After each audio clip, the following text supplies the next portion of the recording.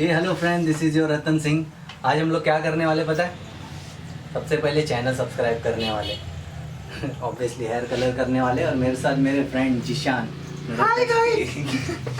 अपने आज फुल हम लोग ब्लू हेयर कलर करने वाले।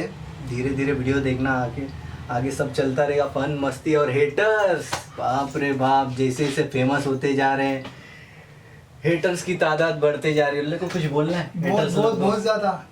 क्या बोले तुम लोग? रे हेटर्स, काम ऐसा करो जिससे नाम हो जाए, वरना नाम ऐसा करो जिससे नाम लेते ही काम हो जाए।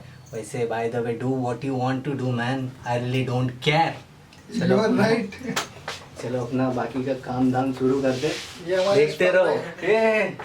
ये हमारे अशफाक भाई, इनको भी देखना, यहाँ के मेन स्टाइलिस्ट हैं।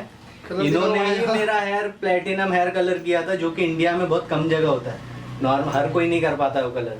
आज ब्लू भी यही करेंगे, जो कि यूनिक ब्लू है। देखना, इससे पहले भी मैंने ब्लू किया था, पर ये वाला टोटली डिफरेंट है, इससे बहुत अलग है। देखना।